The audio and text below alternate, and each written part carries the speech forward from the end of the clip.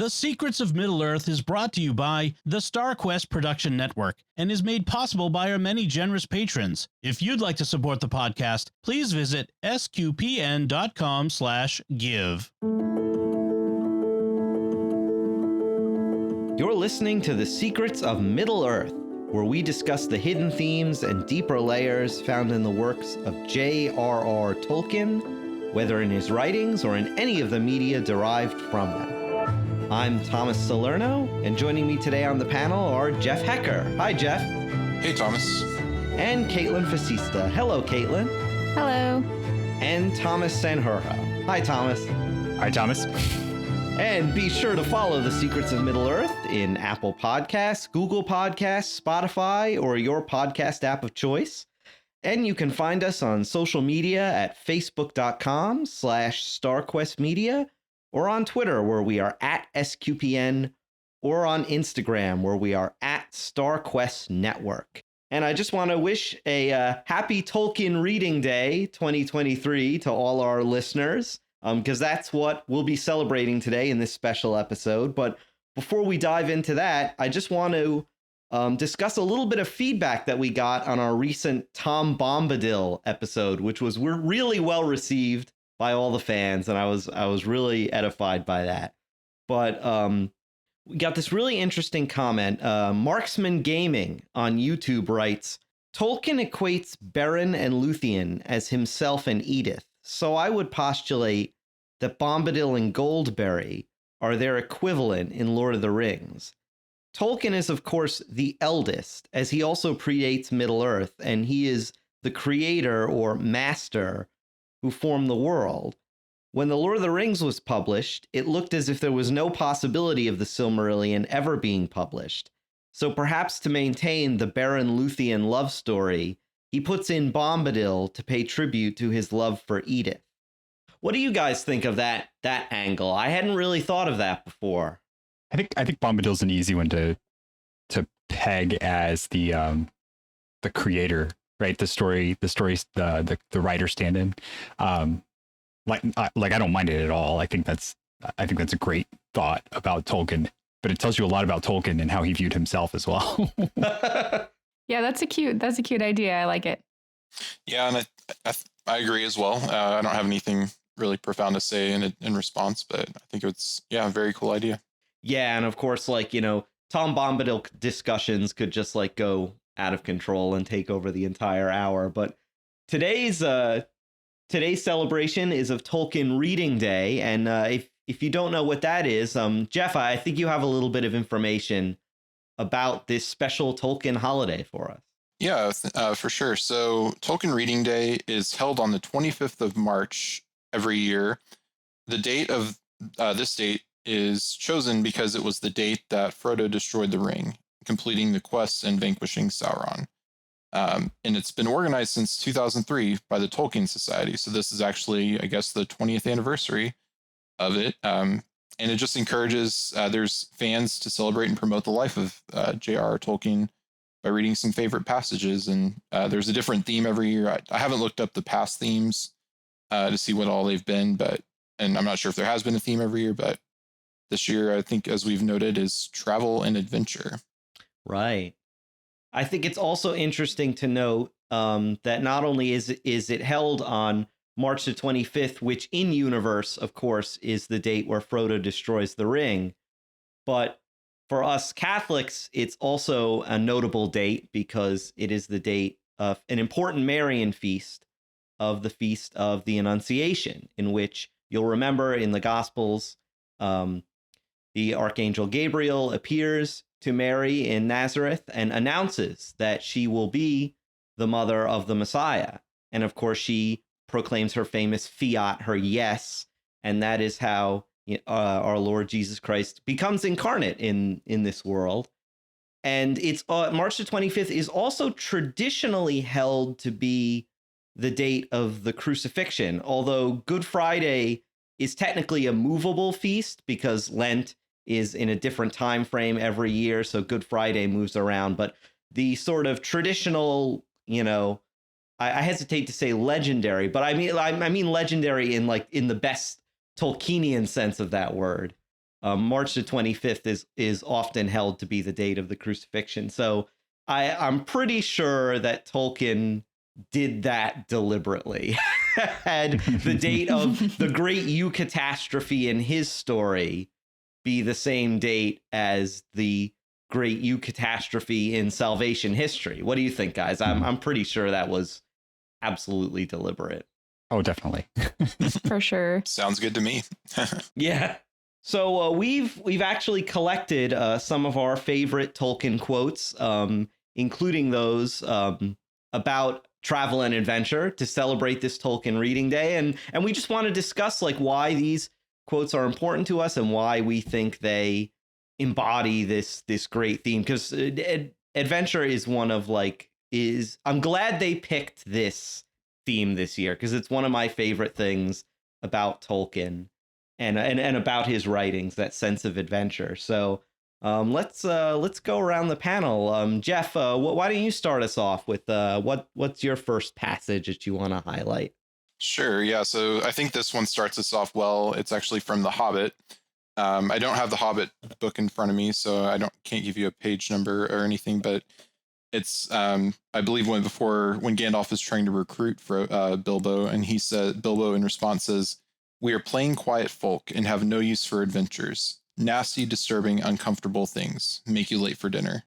So I love that. Classic. Yes. So I think that's a good starting point for us because and as I was kind of Googling around with that quote, a lot of different churches and Christian faiths have used that as kind of like a basis for a sermon, which I just thought was kind of a neat tie-in. But The Hobbit, just love that how as we see, Bilbo starts out with he's very comfortable in his life, doesn't want to leave his tea time and his mother's cozies and everything else and I mean he's got a nice house, so it's a nice place to hang out, but Gandalf calls him into his adventure, just like in our faith we're called to our adventure of our whatever our life and vocation is. But yeah, it's just I definitely feel that way myself sometimes. I'm like, I gotta go do this thing, or I'm relaxing and my kids need something, or whatever the case may be. So I love that as just a starting point and how he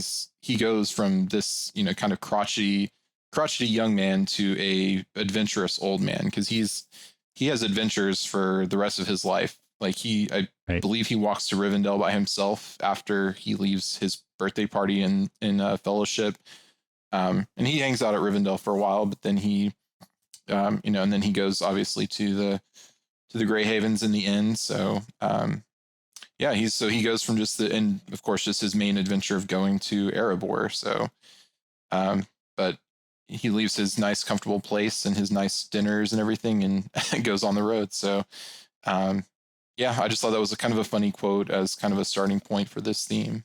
Yeah, Bilbo's kind of the quintessential Tolkien adventurer, right? Like if I had to associate any character with just the pure idea of adventure, it would be Bilbo. And I think that's kind of what makes him one of my favorites. Yeah, he grows into his own over the course of that adventure. Yeah. Like that's the really cool part of it, because it starts from that place of not wanting to go, and then once he's gone, that is who he is. He just travels that road.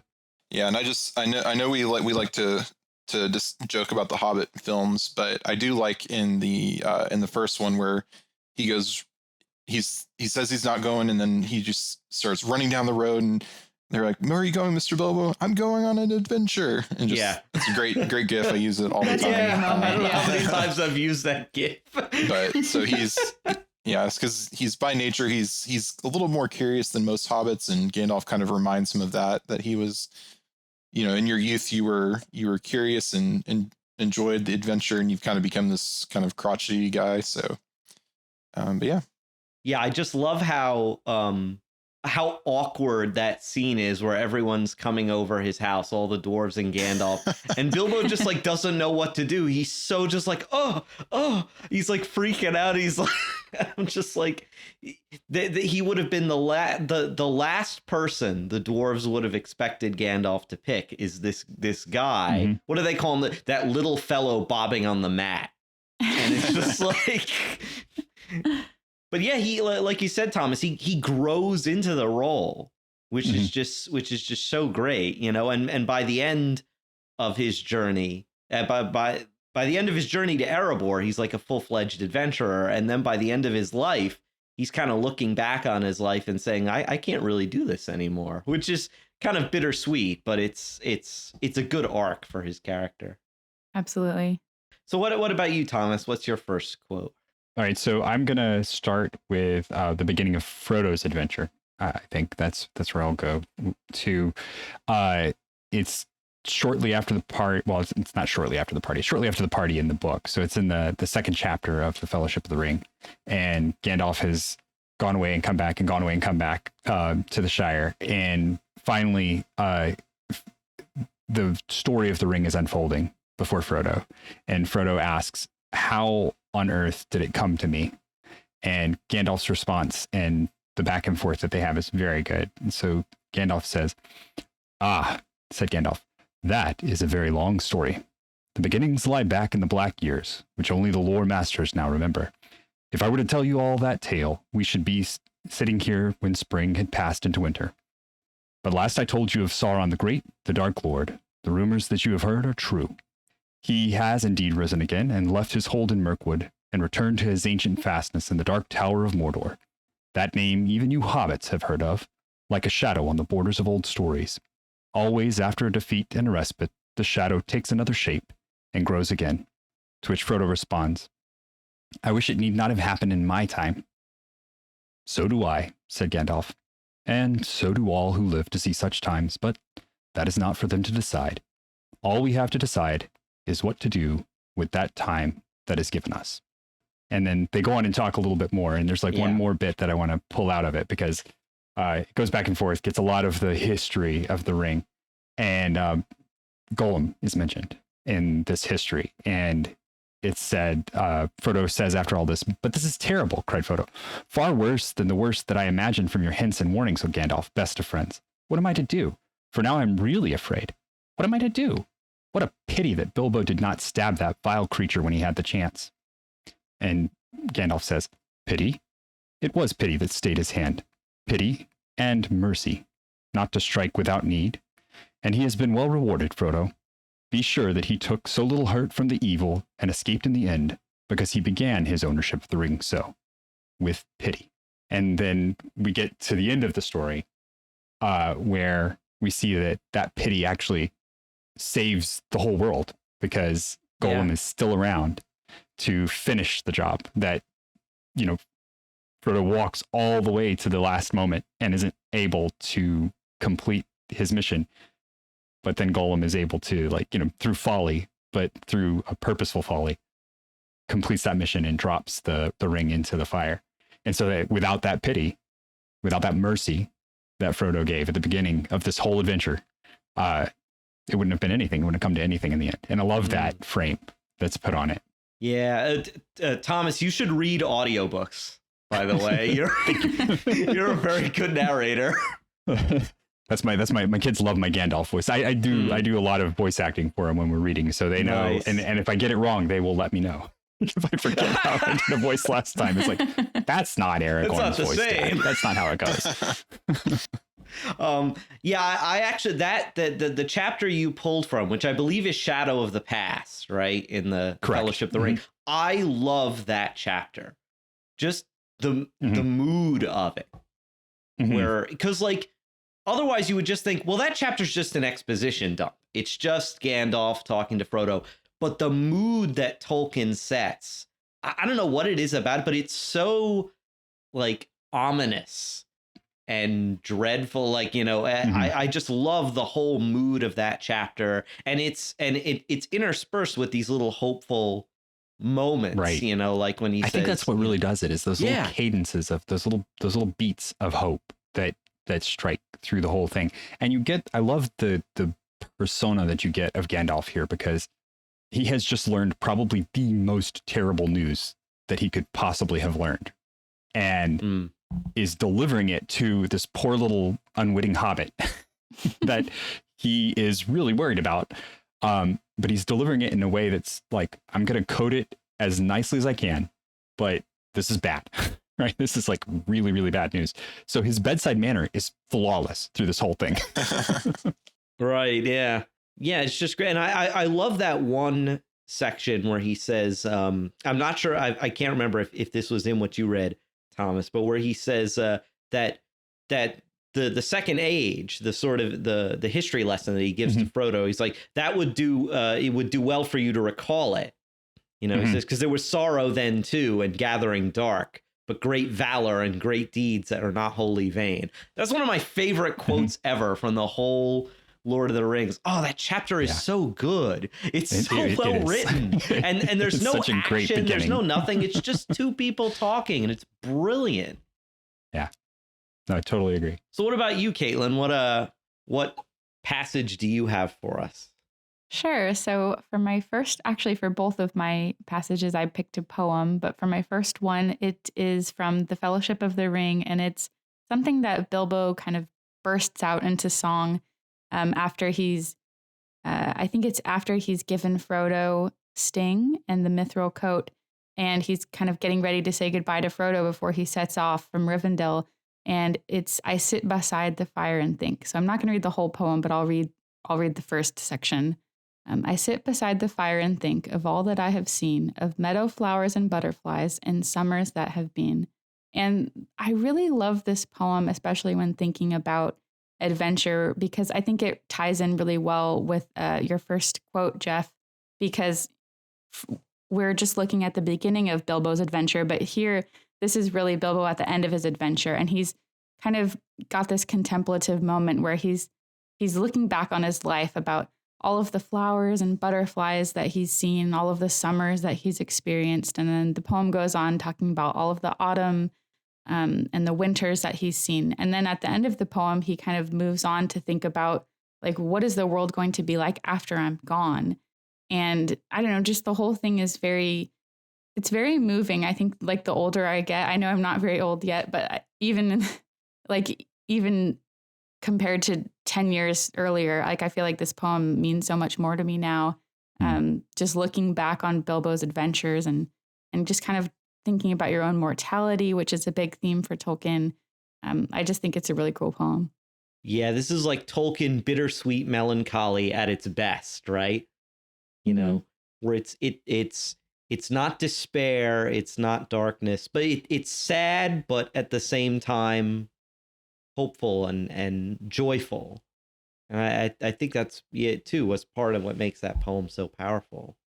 Right. It's like he's looking back on his life and every moment that he experienced with a special kind of fondness. But then he's also reflecting on the fact that he's not always going to be there. He says something about how, like, in every new season, there's a different shade of green. And there's, like, he's not going to get to see every shade of green that is. And that just is something that really sticks with you as you're thinking about your own mortality and your own life and death.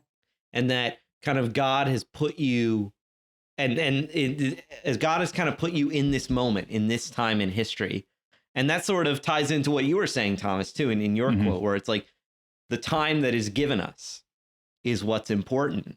We weren't born centuries ago. We weren't born centuries in the future. We've been placed at this time here, at this moment, to do some distinct service. And we may not know what it is until the next world. But, God knows he's the master, symphony artist, the master chorus master. He's put all of his musicians. It's almost like we're all musicians. He's placed all of us and given us all the parts to play at a specific time, like the music of the Ainur. There you go. I was just going to say. Yeah. That sounds a little bit familiar. Bringing it back. Always to the music of the Ainur. Yeah, I think for my first quote, and again, this is one of my favorites. It's in the Fellowship of the Ring, and I think that I can't remember which chapter exactly this is from. Frodo mentions this to Pippin and Sam while they're walking on the road. That he quotes Bilbo. He says Bilbo used to say to him, quote, "It's a dangerous business, Frodo, going out your door. You step onto the road, and if you don't keep your feet, there's no knowing where you might be swept off to." And I just love that. That is that's just Bilbo. That kind of encapsulates Bilbo for me and why I love Bilbo so much. And, you know, I love that he's saying this to inspire his nephew to kind of look at things differently. You know, don't look at the path, the garden path as like an ordinary road. You know, it could lead you anywhere if you're not careful. And I just love that. I think that's great that it just kind of, whenever I think of adventure and Tolkien, the spirit of adventure, I always come back to that quote. And I really like that it comes from Bilbo and the concept of like the there and back again. His tale, his portion of the Lord of the Rings tale. That's the trip out and then returning home. But then it's also got this really amazing quality of a road being a river, and that means so much in his story with, you know, the river that they travel down in the barrels, arriving at Dale at the foot of the mountain. And it's there's so much depth to that quote when you build it around Bilbo's character and what he's been through. Yeah, right. And there's just so much there. I love how Bilbo plays such a huge role in the Fellowship of the Ring, because it really makes it work as a sequel, especially for, and it's funny, I wasn't one of these people, but for people who read The Hobbit first, the Fellowship of the Ring must be so, you know, there's a lot of nostalgia stuff there if you read The Hobbit first, because Bilbo is such a presence in the early chapters of Fellowship. Even when he's not there, they're always talking about him. So I just love that his adventure kind of goes on in a way through his nephew and through, I mean, it's the same adventure because it's the ring, right? You know, so that you know, Bilbo found the ring on his adventure, and that kind of, it just keeps going. It's like, I think Bilbo says at one point, don't the great adventures never end? You know, and that someone always comes in to carry it on when your part's over. So Jeff, what's your next passage? Yeah, so speaking of Bilbo and hobbits, my next one is actually the Riddle of Strider, which you may, for our listeners, may remember. This was kind of included in Rings of Power, and it was Poppy Proudfellow's song when the Harfoots were wandering. It's the Not All Who Wander Are Lost, but it actually comes from it's a poem that Bilbo wrote in the Lord of the Rings, and it's actually included in a letter that Gandalf leaves for Frodo in Bree you can kind of think of it as they've already had several adventures. The hobbits have. They've evaded Ringwraiths. They've encountered Tom Bombadil and elves, Barrow-wights. They've done quite a bit of adventuring already, probably more than most hobbits other than Bilbo have. Yeah. And they're there to meet Gandalf, but he doesn't show up. So I'll just read the poem here. It's all that is gold does not glitter. Not all those who wander are lost. The old that is strong does not wither. Deep roots are not reached by the frost. From the ashes a fire shall be woken. A light from the shadows shall spring. Renewed shall be the blade that was broken. The crownless again shall be king. So there's a lot there, and we could probably spend a lot of time talking about that whole that quote. But I just I just like that not all who wander are lost, and that's kind of what brought me to this to include in the first place. But we're learning about Aragorn here, or at this point with Strider, and we don't know anything about him, but this whole poem tells you pretty much everything about him, that he's destined to be the king. But the hobbits don't know that yet. And we as in the audience wouldn't, if you've never read it, probably won't know that yet. So, and Aragorn's, his whole life has been an adventure pretty much. And his people are rangers. They rarely stay in one place for too long. And even if they do stay in a place, they're kind of still adventuring. So I just really, and I like that it was included in Rings of Power, and it was kind of a nice kind of tied into the actual canon of the books. But and even thinking about it to tie it into our faith, it's by the time we're recording this, we're almost to Ash Wednesday and the start of Lent. So by the time you're hearing this, we'll be in the middle of Lent and close to the end. But it's kind of the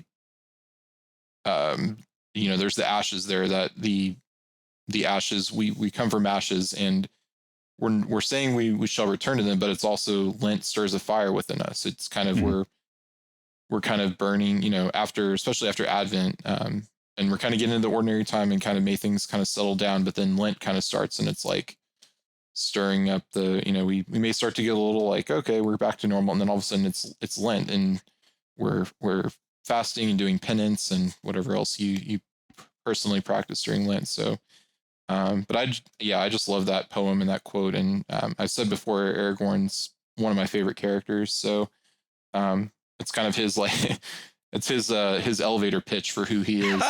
You could say, yeah, his manifesto. And of course exactly. And of course it's included in the films, but not. It's more of they cut out most of the second. They cut out the first half of it, but yeah, I just love this. So. If only we all had our own elevator pitch. That's cool. I'm thinking like, I wish I had a poem like that about me. Written by Tolkien. Right. I'm sure there's an AI out there that we can use to Oh my to write our pitch. That's right. I am Aragorn, and those verses go with that name. Like, that's his only explanation, is like, these verses are attached to me. Yeah, it's like, I love how he's like a full-time adventurer, essentially. He's the adventurer almost. Like, Bilbo's like a part-time adventurer. Aragorn lives it every single day. Well, and you can see that later on when the hobbits have been following him for a little bit. They're like, oh, haha, Strider, pretty soon we're going to be as dirty and stinky as you. And then he's like, it would take you an extremely long time to get as dirty and stinky as me. Right. It just kind of illustrates how much of a full-time adventurer he really is. Mm-hmm. Yeah. And I love how they get like confidence in him later. And they just know that Strider can just do stuff. He can like do the unimaginable. Like, one of my favorite little moments in the trilogy is in Return of the King, when Aragorn goes to the Houses of Healing. And he walks in, and Pippin's there, and Pippin's like, Strider, I knew it was you in the black ships. How did you do it? And it's just like, he's just, he just knew Aragorn would pull through somehow. Somehow, some way, Aragorn would make things work. And I just love that confidence he has in his friend. The hobbits are such great characters. Yeah. I think they're very much us throughout the whole book, right? It's like, just, that's the way we react to all the stuff too. Right. Even his name, Strider, he's traveling. He's always traveling. And he even makes that his like the name of his royal house once he becomes king, which is just the best thing ever. I just love that. He knows what was good. Yeah. So I'm going to come back to Aragorn. That's going to be, I'm going to end on a high note. And in the middle here, I wanted to do one that I really feel like encapsulates kind of Sam's character. And the thing I like about Sam's character is Sam is the pragmatist, right? He's the one he's there because he's working with Frodo. He's there because somebody has to be there. He's that person that just took up the mantle because he had to do it. And this passage is it's just a mundane passage. It's really like it's in there in the middle of things, but it's at the deepest, darkest part of their journey. And it shows so much of Sam's character and who he is. But then also it really gives you a feel that this was a story written by a man who had experienced darkness, who had really like delved into the dark and had been there many, many years later. Tim O'Brien wrote a book called The Things They Carried, which is a fantastic book about the Vietnam War and kind of soldiers and not only the physical things that they carried with them, but the burdens of, the trauma and the stress and all of the things that they dealt with. And you really feel that here because this is in the midst of Mordor. They are very close. They've just escaped the orcs. They've been dressed as orcs for a while and traveling through Mordor to try and get to Mount Doom. And Sam reaches out to try and help Frodo carry the ring, and Frodo nearly kills him. Frodo reaches for his sword and is about to draw his sword to murder him. And Sam, it says here, Sam nodded. I understand, he said, but I've been thinking, Mr. Frodo. there's other things we might do without. Why not lighten the load a bit? We're going that way now, as straight as we can make it." He pointed to the mountain. "It's no good taking anything we're not sure to need." Frodo looked again towards the mountain. "No," he said, "we shan't need much on that road, and at its end, nothing." Picking up his orc shield, he flung it away and threw his helmet after it. Then pulling off the gray cloak, he undid the heavy belt and let it fall to the ground, and he sheathed the sword with it. The shreds of black cloak he tore off and scattered. "There, I'll be an orc no more," he cried, "and I'll bear no weapon, fair or foul. Let them take me if they will."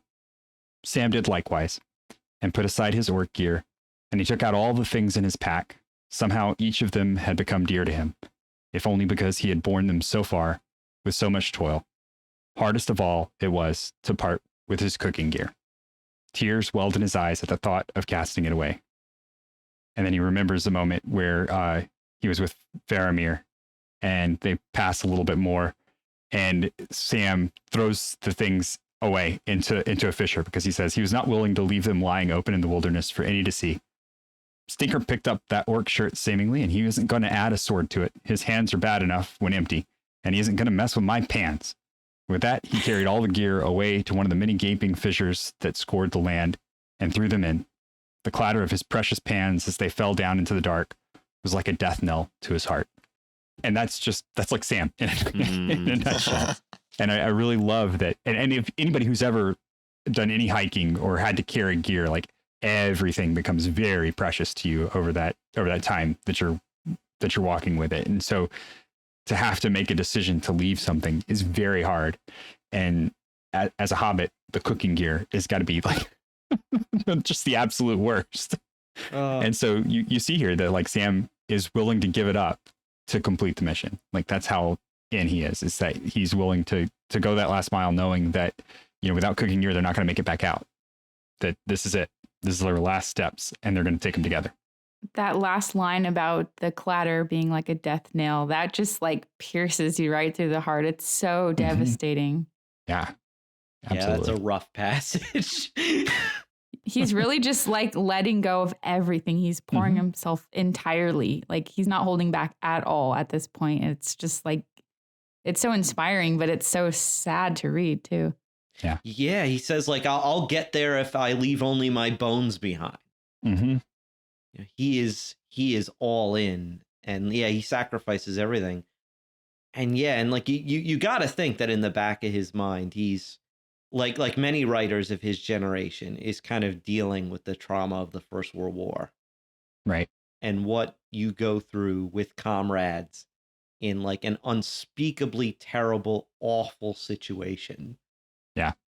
And you feel that here. You feel all of that darkness weighing down on him. That's why it means so much when they get to the end.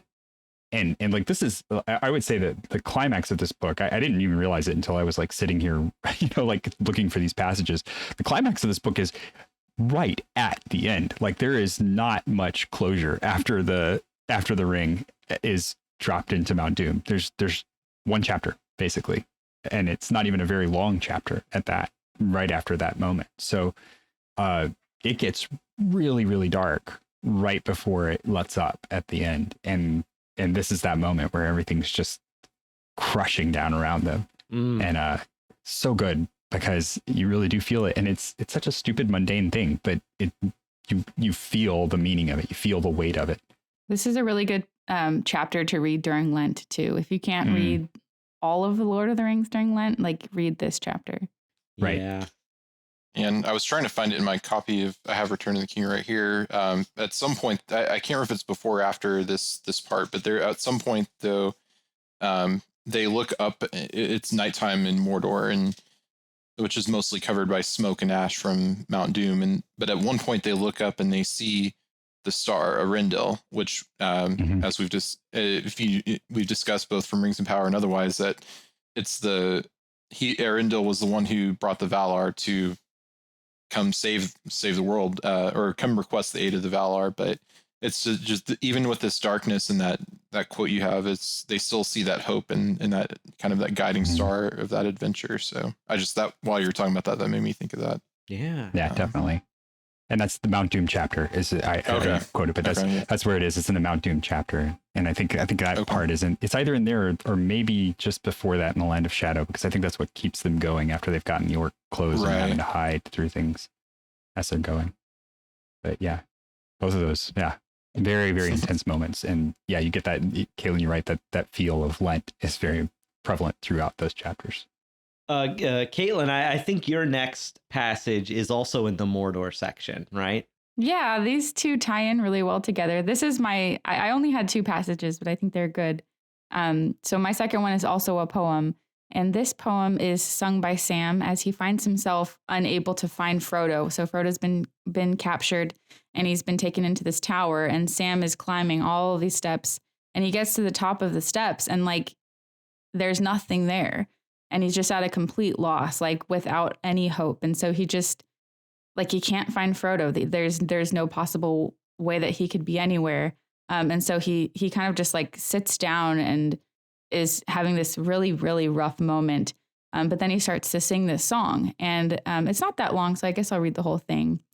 In western lands beneath the sun, the flowers may rise in spring. The trees may bud, the waters run, the merry finches sing. Or there may be 'tis cloudless night, and swaying beaches bare the elven stars as jewels white amid their branching hair. Though here at journey's end I lie, in darkness buried deep, beyond all towers strong and high, beyond all mountains steep. Above all shadows rides the sun, and stars forever dwell. I will not say the day is done, nor bid the stars farewell. So I really I think this is my favorite Tolkien quote in general, but I think it fits the theme of travel and adventure pretty well, because you see Sam, he's at the end of all hope. He's gone on this massive adventure. He's gone this whole way with Frodo. And even after being parted from Frodo, he's following Frodo, and he feels like he's at the end of everything. He has no idea what to do right now. And yet he's got this sense of hope. He knows that even though he's in the land of shadow where there's nothing good, he knows that there's this goodness that exists outside of where he is. He can still close his eyes and picture a different place where the sun is still shining. And that brings him enough hope to carry on. And then it's his song that ultimately alerts Frodo to his location, because I think it's then an orc yells down, is cut out that racket. And then he realizes that Frodo is above him. And so that's how he figures out where Frodo is. So it's this song that he's singing in utter hopelessness that brings about his hope. And it's just so overwhelming. I don't know. It's one of my favorite quotes. I like that it starts out by him just murmuring songs that he remembers as a child. So he's almost gone back into this fetal position, right? Where he's curled up and just reminding himself of home in that way that you would, murmuring, children's rhymes. And then suddenly this beautiful passage flows out of it. Right. And it builds as he's becoming more strengthened with this hope that's coming from his song. And it's ultimately what helps him out in the end. Yeah, I just love that. There are so many great songs in I was just reminded of another one that I really like, Treebeard's song about the Entwives. Just the way it ends, where they talk about oh gosh, how does it go? But yeah, where he talks about that they and the Entwives might meet in the future. In a land where they both might find rest, I just think is really beautiful. But technically my next entry is actually another Bilbo Frodo connection, which is the song called "The Road Goes Ever On," and there's a version that Bilbo sings, and there's a version that Frodo sings. It's kind of a long song. There are a lot of stanzas, but I want to highlight 2 stanzas in particular. One is when Bilbo has just given up the ring with Gandalf's help, and he's going to leave the party, and he realizes he's going on his last adventure. He's going with the dwarves to Rivendell, and he sings, "The road goes ever on and on, down from the door where it began. Now far ahead the road is gone, and I must follow if I can, pursuing it with eager feet until it joins some larger way, where many paths and errands meet, and whither then I cannot say. And then later in Return of the King, Frodo sings a version of this song as he's sort of contemplating his future trip to Valinor. And he modifies the song a little bit. He sings, "Still round the corner there may wait a new road or a secret gate. And though I oft have passed them by, a day will come at last when I shall take the hidden paths that run west of the moon, east of the sun." And I just love both of these. They're so beautiful. And again, to me, they just exemplify that kind of spirit of high adventure that I really, really love in fantasy stories. And I wish we got more of these days, because now a lot of them are kind of focused on character stuff and kind of like, violence and warfare and stuff is what is emphasized these days. And I kind of miss the high adventure stuff. And the Road Goes Ever On is, I think, exemplifies that spirit of kind of Tolkienian adventure. A lot of finding the way. I think that's one of the beautiful parts about it, is that there's so many opportunities where they are stuck in their past. They're lost. They're never really lost, but they're always going somewhere and something is keeping them from continuing. And so they have to find another way. Yeah. And that's life, that's just the way it is. You've got this path all laid out for you. You've got this plan of what you're going to do, but it's never that easy. No. And you don't even have to know the way forward. Really. A lot of times you don't. You just have to kind of put one foot in front of the other and see where the road takes you, which is kind of what this song is about, and whither then I cannot say.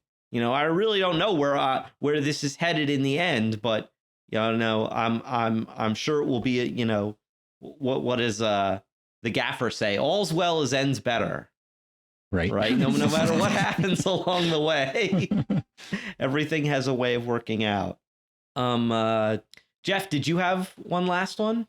Yeah. So I had two, but I'll give this one because I love it so much. And it's actually going back to our Faith of Tolkien episode, but I'm going to the very end of Return of the King, the Grey Havens, when everybody, and Frodo and Gandalf are leaving Middle Earth, and Bilbo are leaving Middle Earth, and it goes back to what we quoted back in that episode. But I'm just gonna read it again because I think it's just an awesome quote. But it's I'll just read this whole paragraph. Then Frodo kissed Merry and Pippin, and last of all Sam, and went aboard.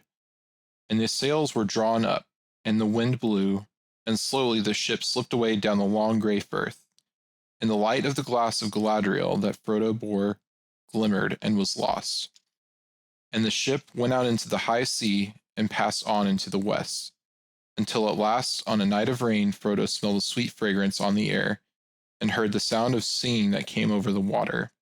And then it seemed to him that as in his dream in the house of Bombadil, the grey rain curtain turned all to silver glass and was rolled back, and he beheld white shores, and beyond them, a far green country under a swift sunrise. So I think just every time I hear that, whether it's in the two times in the book or the time in the film, which again, I was just thinking that a lot of this, the Gandalf and Frodo stuff gets attributed to Gandalf and Pippin in the film. Yeah. I think the first one Thomas Sanjurjo read was attributed to Pippin in the film, but yeah, I just love that quote, and it's the end of an adventure for some, for Frodo and Bilbo and Gandalf leaving the shores of this Middle Earth, and going to experience something in Valinor that very few mortals will ever experience. So that's a big adventure in itself. And in the film, Bilbo says, "I'm quite ready for one more adventure," as he's kind of getting on the ship. And it also sets up Sam kind of go on his life is an adventure still. He's got I forget how many kids he has at that point, but I mean, having kids is an adventure, as those of us here who have them, and anyone can attest. So I just love that quote, and then just, I'm not going to read it, but just at the very end of the book, and after Sam has gone back to the Shire with Frodo or with Pippin and Merry, and they all kind of go along their separate ways. And then the last line of Lord of the Rings is, "Well, I'm back," he said. And that just ties into the whole there and back again. And you're finally back for the last time in the book. Obviously, if you read the appendix, there's a little bit more that you get, but yeah, I just love that. Anytime I hear that, I just love that particular quote, and think it's just a great kind of summary of our life. Our lives are an adventure in our real life here, and we're ultimately those we have the goal of becoming united with God and the saints in heaven, and that kind of always evokes that for me of heaven is more of a state of being as far as we know, but it's kind of like we always think of it in our human terms of it's like a nice green country. And that's such a touching passage. Yeah, right. And it's definitely his kind of meditation on mortality.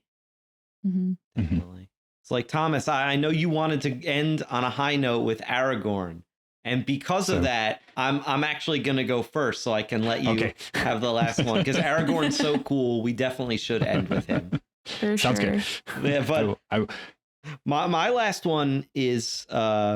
this is from the Two Towers. I think it's the chapter called The Stairs of Cirith Ungol. But it's when I think by this point, Frodo and Sam have climbed the stairs, and they haven't gone into Shelob's lair yet, but they're about to. And they're having this discussion about being inside a story, what are adventures, and with that, it's kind of Tolkien's meta narrative here about adventures. Sam says to Frodo, "The brave things in the old tales and songs, Mr. Frodo. Adventures, as I used to call them. I used to think they were things the wonderful folk of the stories went out and looked for because they wanted them, because they were exciting and life was a bit dull, a kind of sport, you might say.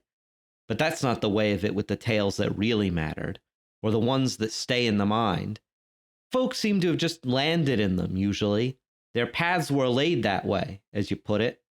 But I expect they had a lot of chances like us of turning back, only they didn't. And if they had, we shouldn't know, because they'd have been forgotten. We hear about those as just went on, and not all to a good end, mind you. At least not to what folks inside a story and not outside it call a good end. Coming home and finding things all right, though not quite the same, like old Mr. Bilbo. But those aren't always the best tales to hear, though they might be the best tales to get landed in. I wonder what sort of tale we've fallen into."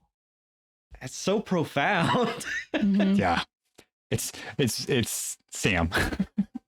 This is one of those passages that they kind of altered a little bit for the movies.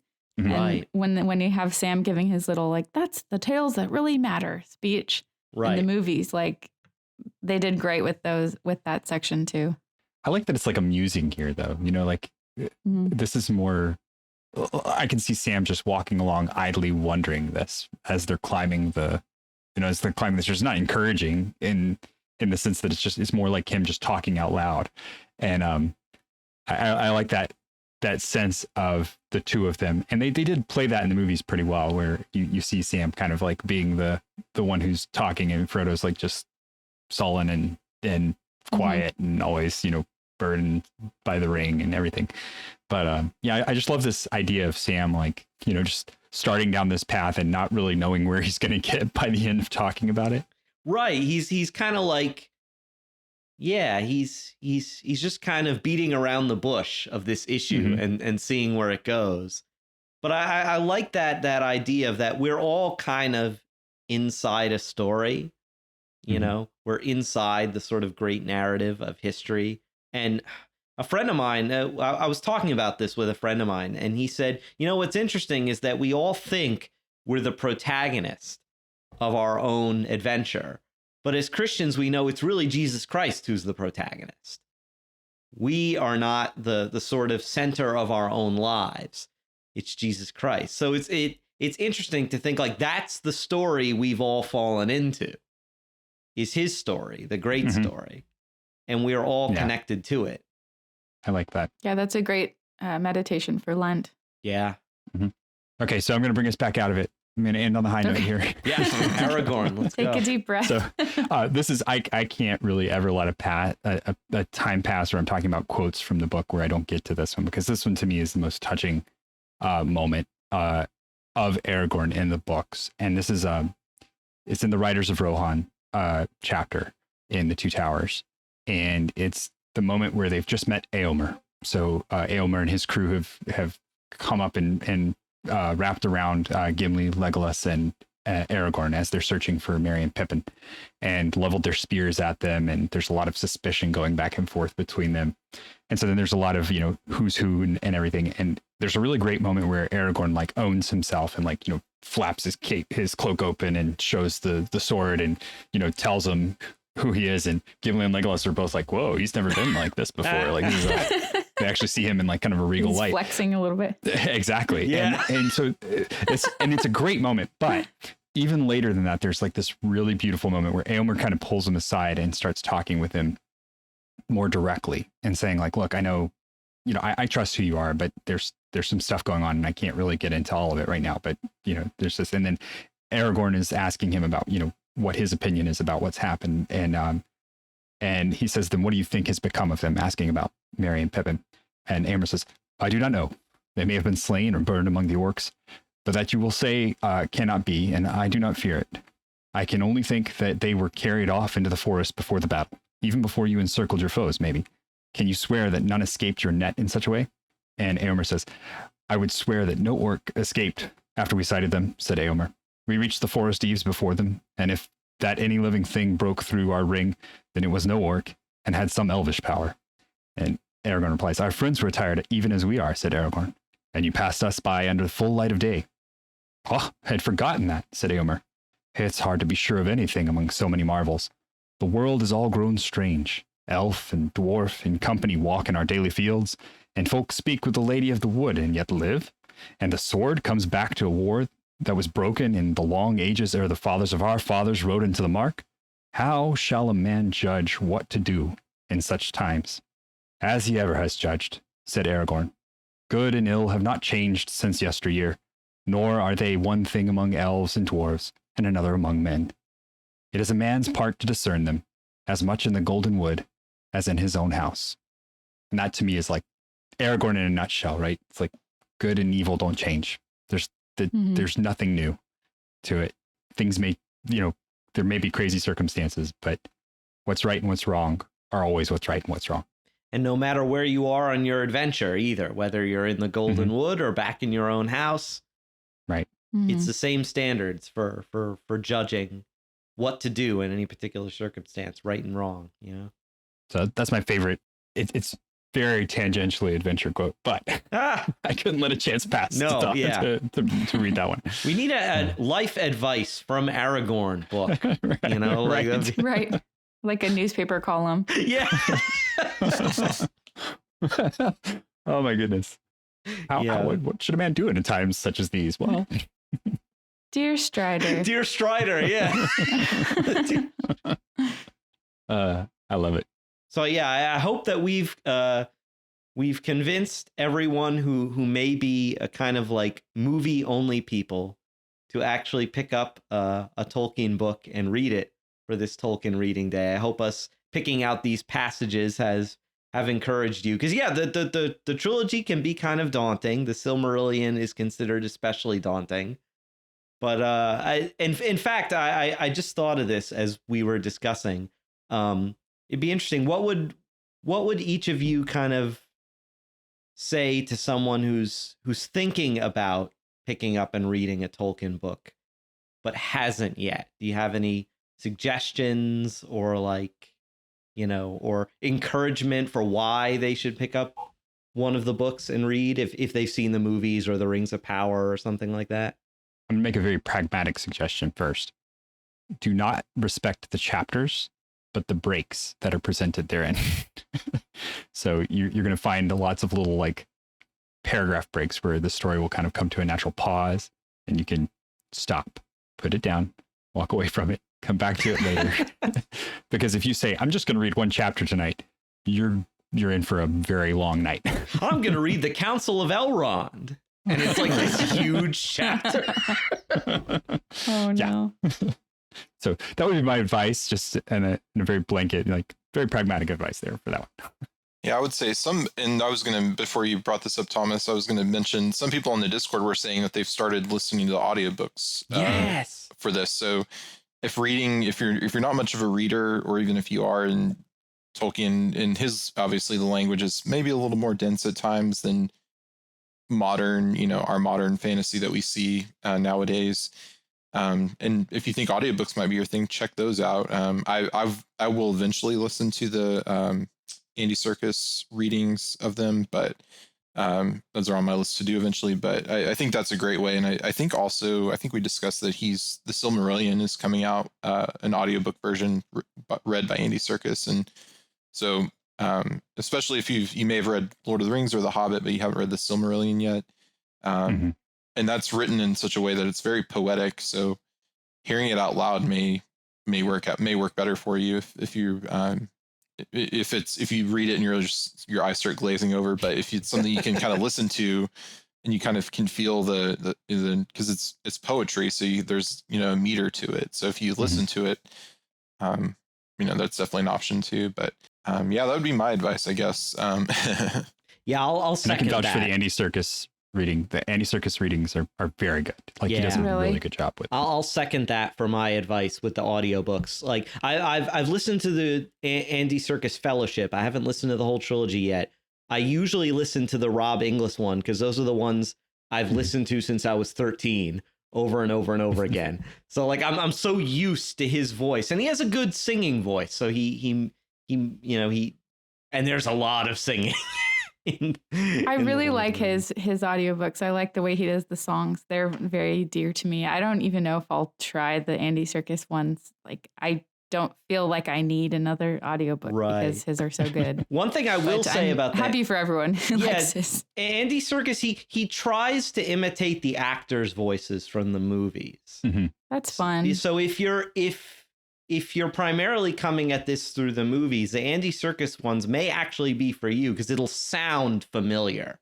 Like he doesn't just do his Gollum voice. He kind of does a Viggo Mortensen. He kind of does, he tries to do all the different characters, and he mostly succeeds in pulling it off. Although I think Pippin sounds a little bit too Scottish in his. That's funny. But does he sing the songs? Does he? I can't remember. I think so. I think he does. Yeah. Yeah, I believe he does. Yes, because I can't imagine he would not. He sings. He definitely sings the songs in The Hobbit one. I remember that. Yeah. Well, maybe he'll sing the entire Ainulindale whenever he gets around to recording that. That'd be great. Thanks, Andy. Yeah, I'm just imagining him singing about the fish as Gollum, and so he's got it. I can't remember it off the top of my head, but I know he does the singing in the books. When he does the Silmarillion, he'll definitely make that geography of Beleriand chapter easier to get through. Because I've been told like that's where some people give up, and they're just like, oh, I don't care. The placement of that chapter is so frustrating because you've like finally got going, and then you just run straight into that chapter. And if you were someone who is new and you were like, yeah, I made it. I'm in chapter, I forget what it is, chapter 14. And you're like, yeah, I made it. I'm so far. And then you get to that chapter and you're like, oh no, what have I done? It's the mark of a true Catholic. If that's you, just skip the chapter. Yeah. I give you permission to skip the chapter. You can look at the map and come back to the chapter later. It's like hitting numbers if you try to read the Bible. Exactly. That's exactly what it is. Or it's the genealogies, right? Where you're just like, you're reading along and then all of a sudden it's, oh, another one. Oh, great. Yeah, I do feel like that's very practical advice. If you're new to Tolkien and like if you get to a section where you start feeling bored, like just skim it and then keep going because I can almost guarantee you that once you have read The Lord of the Rings once, you're going to want to read it again and then you'll do a more careful reading. And I feel like it's the same for the Silmarillion. Just like enjoy the ride and just zoom through it however you can, skim whatever. If you want to skip the songs, you know, I think you'll come back to them later. So don't put any like pressure on yourself when you're trying to read Tolkien. It's not like a big scary thing. It's meant to be enjoyed. Right. If you absolutely must, and this is, I only recommend this to people because I always hear about the first 150 pages of the book. Like, it's so boring. That's shy. So if you absolutely must, starting at the Sign of the Prancing Pony, you're actually not missing terribly much of the story. So if you read through the first chapter, which is the birthday party and the ring essentially, and then the Shadows of the Past, skipping Three's Company is probably not going to kill you. You're going to miss Bombadil and the Barrow Downs, which are good for lore building, but essentially reading through the Shadows of the Past and then skipping to the Prancing Pony, you're probably good. You're probably okay. Just gonna throw that out there. I would also say Tolkien Gateway is your friend. Yeah. It's right. Like the MVP of Tolkien websites. Like just keep it bookmarked. It's a great resource. Yeah. Whenever I need to like, if I can't find something in the book, I'm like, oh, what chapter is this in? You know, like I'm always able to find it. But yeah, no, I would encourage everybody who, like, you know, if you've seen the movies, you've loved the movies, if you've seen the Rings of Power, you want to learn more, like, you know, definitely dive into Tolkien's books. Please, if you're doing the Lord of the Rings, don't. So many people tell me they give up at the birthday party. Why? I don't understand that. Anyway, I could go on a whole rant about that. I love it. And that chapter is hilarious because there's one part of it where they say something like, and there were wheelbarrows for those who inadvertently remained behind. The people, and which is something you may not catch, you know, your first read of it, but then you read it again, you're like, oh, it's a good joke there. They're passed Mr. out Tolkien. drunk on the lawn and have to be carted away. Yeah, it's just great. The birthday party's It's great. beautiful. Anyway, but yeah, no, did definitely read, you know, or, you know, just I guess my last piece of advice would be just like, don't be intimidated. You know, the Lord of the Rings, and I get that, you know, even the Lord of the Rings like might not be for everybody, but you know, Tolkien's written other stuff too. The Hobbit, Former Giles of Ham, you know, there's other stories, you know, especially for younger readers too, who are not ready to tackle the Lord of the Rings or the Silmarillion just yet. But like Tolkien's got a whole world of stuff out there, and I will say, once you're hooked though, you will go and read every scrap of Tolkien you can find. Once you're hooked. It's true. And like I think I recommended this in one of our other podcasts, but if you're struggling with it, there are graphic novel versions of The Hobbit and The Lord of the Rings that are good. They're really well done. They encompass the really high points of what's happening and some of the things that are said and the things that, you know, that we talked about. I've had more than a couple of people that I've recommended those books that got turned on to the reading and then actually ended up reading the book because they couldn't get the next one, or, you know, they couldn't get the next graphic novel set. So they actually ended up reading the book because they were interested in the story. Yeah, definitely. And yeah, I actually like when they do that, when they create graphic novels. Like I know like Dune has a graphic novel too. And Dune is another really intimidating book that people have a hard time getting through. So I feel like that they're doing graphic novels of it now is really great for making it accessible. Graphic novel of the Silmarillion. That would actually be really cool. That'd be really cool. That would be insane. Come on, Tolkien Estate. Let's get on that. Anyway, make an anime film of it or something. Oh my That'd be god, so cool. A manga of the Silmarillion would be insane. Anyway, before this goes a little bit off the rails, you never know where the road's going to lead you. Exactly. Yes. Perfect. But I wish everybody a happy Tolkien reading day from all of us here at Secrets of Middle-earth. And we're going to be going on a lot of fun adventures in the future. And I can't wait to see what next year's theme is, because that'll definitely be really fun. I'm going to be very interested. So before we go, though, we'd like to take a moment to thank our patrons who make this show possible, including Michael B., Daniel R., Justin P., Margaret Q., and Phil B. Their generous donations at sqpn.com/give help us to continue to create Secrets of Middle-earth and all the shows here at StarQuest, and you can join them at sqpn.com/give. We'd love to hear from you. What are your favorite Tolkien reading experiences? What are your favorite quotes about travel and adventure from the Legendarium? You can let us know how you're celebrating Tolkien Reading Day by reaching out to us at sqpn.com/middle-earth or on our Facebook page or on Twitter, or you can send an email to middleearth@sqpn.com, or you can visit our channel on the StarQuest Discord server at sqpn.com/discord. And we'll be back next time when we'll be discussing the mighty guardians of Arda, the Valar. And until then, Thomas Sanjurjo, thank you for joining me and sharing the secrets of Middle-earth. It has been my pleasure. And Kaitlyn Facista, thank you as well. Thank you. And Jeff Haecker, thank you also. Thank you, Thomas. Once again, I'm Thomas Salerno, and thank you for listening to the Secrets of Middle-earth here on StarQuest.